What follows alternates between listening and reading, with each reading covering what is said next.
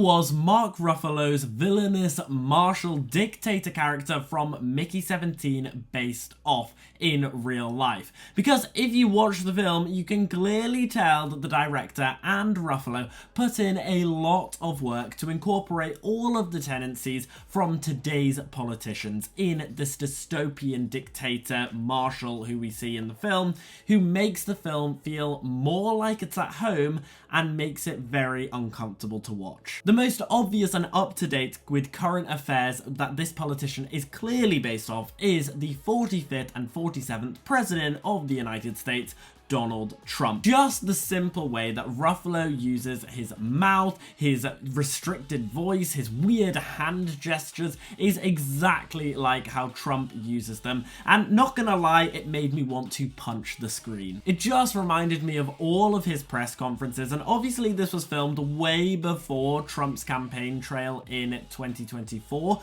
but it is a massive coincidence that both Trump and Marshall are both shot by basically an assassin from the other side, and it just narrowly misses both of their heads and instead hits both of the side of their ears. I mean, you can't predict this. This is exactly what Trump went through, and it's exactly what our villainous Marshall's going through. Now, obviously, Trump's mannerisms are all over Marshall in this film, but this film was actually first in production in 2021 before Trump re-became president, and this is after Trump had lost the election in 2020 to Joe Biden. Now, in this film, the Marshall leader loses the election and so then decides to go on this voyage and take this colony away from Earth and be the new leader there and sort of rebel against the current politicians of Earth. And so it very much sounds like what Trump did for the January 6th riots, for example, and by him saying that he lost the election because it was cheated on and all that sort of stuff. And along with that space theme, it definitely takes inspiration from, of course, the world's richest man, who just so happens to be Trump's best mate currently nowadays,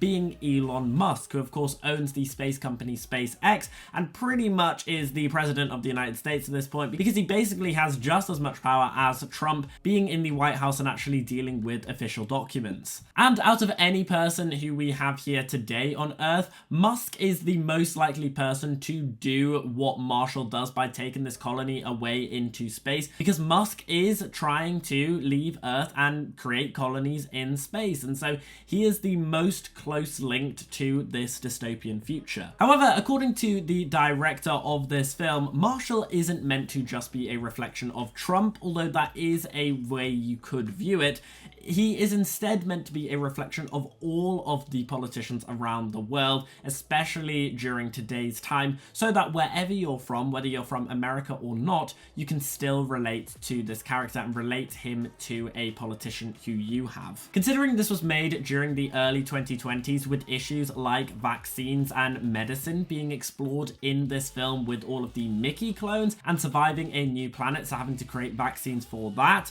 in our world, whilst this film was being created, we of course were going through a major pandemic, and seeing how different politicians reacted to the pandemic and to the vaccine rollout and stuff like that, you can clearly see how there could be easy inspiration for this character. Since the director is also Korean, there seems to be a lot of tendencies of the dictatorship traits of a certain North Korean dictator, who I'm sure we can all guess who that is. And because this was also written during the time of Russia's invasion of Ukraine, you can also see a lot of the brutalities of Vladimir Putin in this character as well. Either way, you can clearly see all of the inspiration that has gone into creating such a villainous and believable dystopian dictator, and I think Mark Ruffalo plays him so well because, like I say, I wanted to punch the screen because he was just so annoying, and so it sort of embeds that political message that Mickey 17 really went for. But what did you guys think of the villain in Mickey 17, and did you enjoy Mickey 17, and did you enjoy Mark Ruffalo's performance of it? Let me know all your thoughts down below in the comments, and as always, we've been here on Gated Theories. Thanks for watching, and I'll see you guys later.